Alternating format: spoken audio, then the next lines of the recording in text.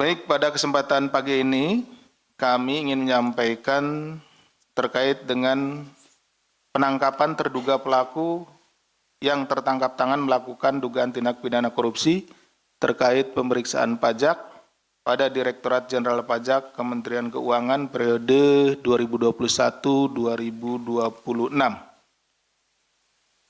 Pajak menjadi tulang punggung penerima negara untuk menopang pembangunan nasional, seperti kita ketahui seperti itu, dan pembiayaan berbagai layanan publik. Maka integritas sistem perpajakan menjadi hal yang tidak bisa ditawar lagi. Karena setiap penyimpangan dalam pengelolaan pajak secara langsung akan mendegradasi penerimaan negara sekaligus berdampak pada hak masyarakat atas kualitas layanan publik yang layak. Jadi APBN, anggaran pendapatan dan belanja negara ini secara garis besar terbagi dua, yaitu pendapatannya dan belanjanya. Tidak ada dua sisi ya. Dari sisi pendapatannya salah satunya adalah dari pajak. Dan ada juga penerimaan negara bukan pajak atau PNBP ya. Nah, dari sisi pajak ini seperti mungkin kalau rekan-rekan sekalian membaca bahwa Presiden Republik Indonesia Bapak Prabowo Subianto sudah menyatakan di dalam bukunya bahwa ada kebocoran, gitu ya. Ada kebocoran pada saat penerimaan, ya, atau pendapatan. Nah, pendapatan ini salah satu yang bocor ini adalah di pajak seperti ini. Jadi uang masuk sebelum masuk ini ke kas negara, kemudian bocor di sini, tidak masuk ya. Jadi dalam bukunya Paradok Indonesia itu dijelaskan salah satunya seperti itu. Sehingga ini akan menjadi kerugian ya bagi bangsa Indonesia. Kenapa? Karena negara tidak bisa menggunakan anggaran tersebut secara maksimal. Karena dari awalnya pintu masuknya itu sudah bocor. Sektor pertambangan merupakan salah satu penyumbang penerimaan negara terbesar melalui pajak, baik melalui pajak penghasilan PPH maupun pajak bumi dan bangunan PBB. Oleh karena itu, mufakat jahat untuk mengurangi pajak yang seharusnya dibayar ke kas negara adalah tindak pidana korupsi yang tidak hanya menimbulkan kerugian negara dalam skala besar, namun juga mencederai keadilan fiskal. Di ketika masuknya sudah bocor, tadi kan ada dua sisi. Ketika penggunaannya, belanjanya juga ini hal yang biasa kalau belanja itu sering ya kita melakukan penanganan perkaranya, misalkan pembangunan infrastruktur dan lain-lain yang menggunakan dana dari APBN atau APBD yang kemudian pada saat pelaksanaannya itu bocor, dalam hal ini dipotong atau diambil secara tidak sah oleh oknum-oknum. Nah, ini sisi belanjanya. Nah, kalau yang saat ini dari sisi pendapatannya, awalnya gitu, sisi masuknya seperti itu. Modus-modus korupsi oleh oknum pegawai Ditjen Pajak bekerja sama dengan konsultan dengan mengurangi pajak atau kepentingan pribadi sudah sering kali terjadi. Celah kerawanan ini harus dilakukan perbaikan yang lebih serius agar penerimaan negara tidak bocor terus. KPK mengimbau kepada wajib pajak agar tidak segan untuk melaporkan kepada aparat penegak hukum jika mengalami adanya dugaan praktik-praktik pemerasan. Jadi ya ini antara petugas pajak dengan wajib pajak ya, di sana bertemunya di sana. Gitu ya. Sehingga terjadilah kong kaling kong gitu ya. Meeting of mind-nya ada di sana. Nanti akan kita jelaskan di depan. Dengan catatan bahwa wajib pajak tidak dalam posisi berusaha untuk meminta pengurangan. Hal ini sebagai bentuk pengawasan sekaligus aksi nyata dalam menjaga kedaulatan keuangan negara. Oleh karena itu, penindakan yang dilakukan oleh KPK ini diharapkan memberikan efek jera dan peringatan tegas bagi para pihak agar tidak mencederai amanah sekaligus hak negara. Adapun kronologis perkaranya sebagai berikut. Pada hari ini, hari Minggu ya, tanggal 11 Januari 2026, KPK akan menyampaikan informasi lengkap terkait kegiatan penangkapan kepada para terduga pelaku tertangkap tangan melakukan tindak pidana korupsi terkait dengan pemeriksaan pajak di lingkungan Direktorat Jenderal Pajak, Kementerian Keuangan periode 2021-2026. Awalnya pada bulan September hingga Desember 2025, PT WP menyampaikan laporan kewajiban pajak bumi dan bangunan periode 2023. Jadi periode wajib pajak ini, PT WP ini melaporkanlah untuk pajak bumi dan bangunan atau PBB tahun 2023, dilaporkan di tahun 2025. Atas laporan tersebut, tim pemeriksa dari Kantor Pelayanan Pajak atau KPP Madya Jakarta Utara, ya. Nah, ini karena kantornya ini berada di Jakarta ya, di wilayahnya gitu, di wilayah kantor KPP Madya Jakarta Utara melakukan pemeriksaan guna menelusuri adanya potensi kekurangan bayar. Jadi ini sudah dibayar tapi dicek ulang kemudian ada potensi kekurangan bayar pajak bumi dan bangunan tersebut. Hasilnya terdapat temuan potensi kurang bayar sekitar 75 miliar. Jadi setelah dihitung ya oleh tim pemeriksa dari KPP Madya Jakarta Utara ini bahwa PBB untuk PT WP ini kekurangan, gitu ya, kurang membayar 75 miliar. Seperti itu ya. Atas hasil pemeriksaan awal tersebut, PT WP kemudian mengajukan beberapa kali sanggahan. Jadi disampaikanlah dari pemeriksa ini kepada PT WP. PT WP, Anda ya kekurangan bayar 75 miliar. Nah kemudian dari PT WP melakukan sanggahan. Menurut perhitungan PT WP, itu jumlahnya tidak 75 miliar gitu ya. Ini juga bahwa saudara AGS, Kepala Seksi Pengawasan dan Konsultasi KPP Madya Jakarta Utara meminta agar PT WP melakukan pembayaran pajak all in. Jadi ini turun-turun terus ini. Jadi ada disampaikan 75 miliar, kemudian disanggah tidak 75 miliar, gitu kan. Sampailah turun gitu ya oleh saudara AGS ini bahwa ya sudah Anda PT WP membayar all in sebesar 23 miliar. 23 miliar ini dibagi 15 miliar untuk kekurangan pajaknya dan dia juga ya oknum ini minta pi sebesar 8 miliar. Jadi dijumlahkan ya. Jadi rekan-rekan sekalian, dari 75 miliar ini ya tadi disampaikan di awal hasil pemeriksaannya 75 miliar kurang bayarnya. Kemudian disanggah, turun lagi, disampaikan, disanggah, dan terus seperti itu sampai terakhir menjadi 15 miliar. Ya, dari 75 miliar jadi 15 miliar. Berarti ada kebocoran sekitar atau ada bargaining di situ ya.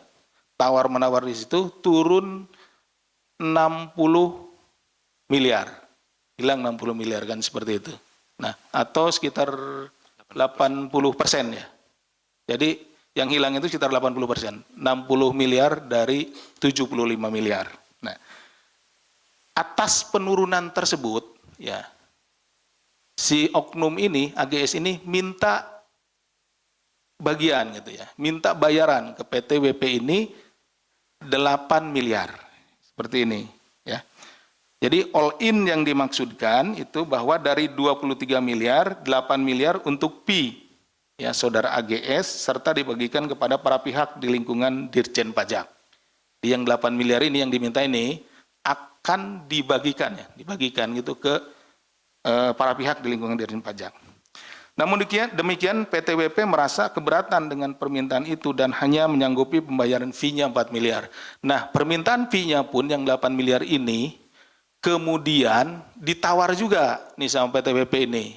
Nggak sanggup dia bayar fee 8 miliar, sanggupnya hanya 4 miliar, seperti itu. Nah kemudian pada bulan Desember 2025, setelah terjadi kesepakatan, tim pemeriksa akhirnya menerbitkan surat pemberitahuan hasil pemeriksaan SPHP dengan nilai pembayaran pajak bagi PTWP 15,7 miliar. Nah, tadi kan bargainingnya 23 miliar all in. Jadi 15 miliar untuk kekurangan pajaknya, 8 miliar permintaan fee-nya. Ya gitu, karena si oknum ini sudah nurunkan ya, dari 75 miliar turun sampai 15. Tapi akhirnya di Desember dikeluarkanlah surat pemberitahuan hasil pemeriksaannya yang isinya bahwa PTWP itu kekurangan bayar 15,7 miliar. Jadi sesuai kan, artinya ya beda sedikit lah dengan dari 15 miliar ke 15,7. Artinya memang benar dari awal ya, pemberitahuan awal 75 miliar ini, kemudian secara administratif, jadi ini kan ada suratnya gitu, itu 15,7 miliar. Nilai tersebut turun ya, 59,3 atau sekitar 60 miliar ya, atau tadi 18% dari nilai awal yang ditetapkan, sehingga menyebabkan pendapatan negara menjadi berkurang sangat signifikan. Harusnya kalau berpatokan kepada hasil perhitungan awal, ya potensi awal itu 75 miliar, berarti sudah hilang. Tadi seperti disampaikan sudah hilang, kehilangan negara itu sekitar 80% ya, seperti itu. Untuk memenuhi permintaan fee dari AGS pada Desember 2025, PTWP melakukan pencairan dana dengan skema kontrak fiktif jasa konsultasi keuangan dengan menggunakan perusahaan PT NBK yang dimiliki oleh saudara ABD selaku konsultan pajak. Jadi begini, perusahaan juga kan punya pembukuan.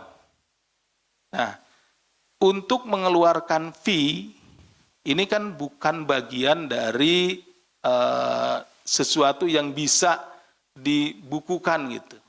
Dibukukan atau keluar bisa dipertanggungjawabkan secara akuntansi. Nah, untuk itu maka dibuatlah pengeluaran fiktif di perusahaan itu. Jadi perusahaan ini, PTWP ini seolah-olah bekerja sama dengan konsultan pajak, dengan perusahaan konsultan gitu. Ya, dalam hal ini adalah PT NBK. Jadi PTWP ini seolah-olah meng-hire PT NBK, ini perusahaan ini adalah perusahaan konsultan ya, konsultan pajak, dan membayarkan 4 miliar. Ya. Jadi keluarlah dari kasnya PTWP ini uang sebesar 4 miliar yang catatannya, ya catatan di perusahaan tersebut, di PTWP itu adalah untuk membayar kepada PT NBK untuk kepentingan konsultasi pajak, ya konsultan pajak seperti itu. Padahal uang 4 miliar itu digunakan untuk pemberian kepada oknum, tadi saudara AGS, ya, yang walaupun minta di awalnya adalah 8 miliar, ya, seperti itu. Selanjutnya pada Desember 2025, PT NBK mencairkan dana komitmen fee sebesar 4 miliar yang kemudian ditukarkan ke dalam mata uang dolar Singapura ya.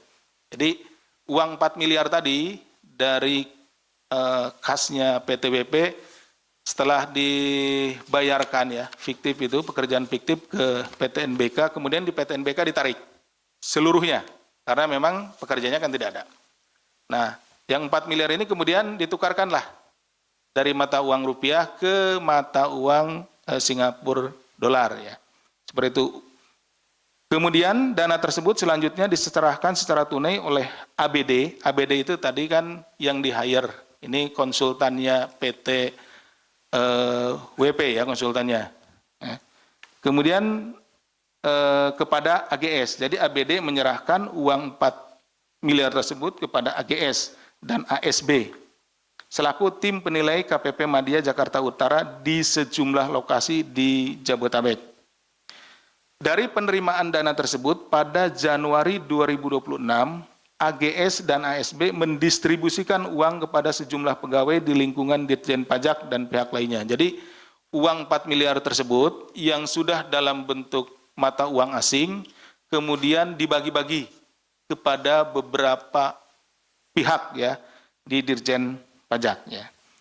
Pada proses pendistribusian ini, tim KPK kemudian bergerak melakukan penangkapan kepada para terduga pelaku yang tertangkap tangan melakukan tindak pidana korupsi pada hari Jumat hingga Sabtu dini hari, yakni tanggal 9 sampai 10 Januari 2026 dengan mengamankan 8 orang. Ya, jadi yang diamankan pada saat tertangkap tangan itu ada 8 orang, yaitu Saudara DWB, Kepala KPP Madya Jakarta Utara, Saudara HRT, Kepala Seksi Pemeriksaan, Penilaian, dan Penagihan KPP Madya Jakarta Utara, Saudara AGS selaku Kepala Seksi Pengawas dan Konsultasi KPP Madya Jakarta Utara, Saudara ASB, Tim Penilai di KPP Madya Jakarta Utara, Saudara ABD selaku Konsultan Pajak, konsultannya PT WP, kemudian Saudara PS, Direktur SDM dan PR PT WP, kemudian Saudara EY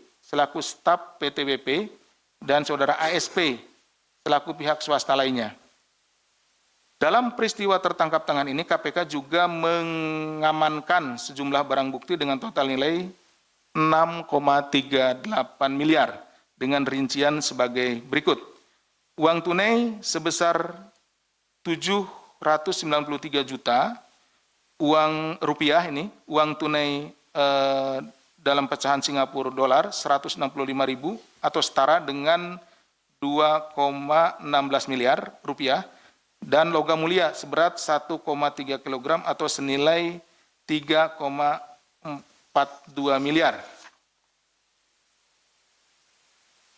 Nah, perlu kami jelaskan di sini, tadi kan pemberiannya 4 miliar. Nah, tapi yang kita amankan sekitar 6,3 miliar. Lebih. Nah, ada pertanyaan pasti, Pak, yang diberikan yang di deliver 4 miliar tapi ini. Nah, pada saat kami melakukan penangkapan, nah, didapat juga beberapa bukti, ya. Dalam hal ini ada logam mulia, kemudian juga uang yang lain dari para tersangka, gitu ya. Pada saat ini masih terduga, ya, pada saat diamankan, itu yang kemudian diakui oleh para terduga tersebut memang itu juga diperoleh dari hal yang sama, gitu ya. Hal yang sama tapi dalam waktu yang lampau. Jadi dari tempat lain. Jadi tidak hanya dari PT WP ini saja, gitu. Jadi dari beberapa wajib pajak yang lainnya. Sehingga itu juga merupakan bagian dari tindak pidana yang lain, tidak hanya ini. Jadi kami kemudian mengamankannya seperti itu. Selanjutnya dalam dugaan tindak pidana korupsi terkait pemeriksaan pajak di lingkungan KPP Madya Jakarta Utara periode 2001-2006, setelah dilakukan pemeriksaan intensif pada tahap penyelidikan dan telah ditemukan unsur dugaan peristiwa pidananya, maka perkara ini naik ke tahap penyidikan yang kemudian setelah ditemukan kecukupan alat bukti, KPK menetapkan 5 orang tersangka sebagai berikut. Jadi setelah para penyelidik, kemudian penyidik meyakini bahwa ada peristiwa pidananya, dalam hal ini peristiwa pidana korupsi, kemudian dinaikkan ke penyidikan. Selanjutnya terhadap tadi barang-barang yang diperoleh pada saat tertangkap tangan, kemudian dilakukan penyitaan, kemudian dilakukan pemeriksaan terhadap saksi-saksi, ini sudah penyidikan, ya. Pemeriksaan kepada saksi-saksi, dan berdasarkan kecukupan alat bukti, dalam hal ini ada paling tidak 2 alat bukti, ya, itu kami menetapkan 5 orang tersangka. Yang pertama Saudara DWB selaku Kepala KPP Madya Jakarta Utara, yang kedua Saudara AGS selaku Kepala Seksi Pengawas dan Konsultasi KPP Madya Jakarta Utara, yang ketiga Saudara ASB selaku Tim Penilai di KPP Madya Jakarta Utara, yang keempat Saudara ABD selaku konsultan pajak, dan yang kelima Saudara EY selaku staf PT WP. KPK selanjutnya melakukan penahanan terhadap para tersangka untuk 20 hari pertama sejak tanggal 11 hari ini sampai dengan 30 Januari 2026. Penahanan dilakukan di Rumah Tahanan Negara Cabang Gedung Merah Putih KPK. Atas perbuatan terhadap Saudara ABD dan Saudara EY selaku pihak pemberi disangkakan telah melanggar ketentuan pasal 5 ayat 1 huruf A atau huruf B, pasal 13 Undang-Undang Nomor 31 Tahun 99 sebagaimana telah diubah dengan Undang-Undang Nomor 20 Tahun 2001 tentang pemberantasan tindak pidana korupsi. Junto pasal 20 Undang-Undang Nomor 1 Tahun 2023 tentang Kitab Undang-Undang Hukum Pidana KUHP yang baru. Sementara terhadap saudara DWB, saudara AGS dan saudara ASB selaku pihak penerima disangkakan telah melanggar ketentuan pasal 12 huruf A atau huruf B atau pasal 12 huruf B besar gratifikasi Undang-Undang Nomor 31 Tahun 99 tentang pemberantasan tindak pidana korupsi sebagaimana telah diubah dengan Undang-Undang Nomor 20 Tahun 2001 tentang perubahan atas Undang-Undang Nomor 31 Tahun 99 tentang pemberantasan tindak pidana korupsi atau pasal 606 ayat 2 Undang-Undang Nomor 1 Tahun 2026 tentang penyesuaian pidana. Junto pasal 20 Undang-Undang Nomor 1 Tahun 2023 tentang Kitab Undang-Undang Hukum Pidana KUHP terbaru. Jadi rekan-rekan, karena perkara ini terjadi dalam masa transisi, terjadinya di bulan Desember. Kemudian dilakukan penangkapan, tertangkap tangannya di bulan Januari ya, setelah tanggal 2. Artinya KUHP-nya baru, KUHP-nya juga baru. Jadi ada masa transisi sehingga digunakan pasal-pasal pada undang-undang yang lama dan kemudian juga undang-undang yang baru. Selanjutnya tentunya kami dari Komisi Pemberantasan Korupsi dari Kedeputian Penindakan akan berkoordinasi dan berkomunikasi dengan Kedeputian Pencegahan untuk melakukan pencegahan dan juga perbaikan sistem pada KPP Madya di Jakarta Utara dan akan berkomunikasi dengan Dirjen Pajak pada khususnya. Demikian yang bisa kami sampaikan. Terima kasih. Assalamualaikum warahmatullahi wabarakatuh. Saya kembalikan ke Pak Jubir. Waalaikumsalam. Baik, terima kasih Pak Deputi yang telah menjelaskan.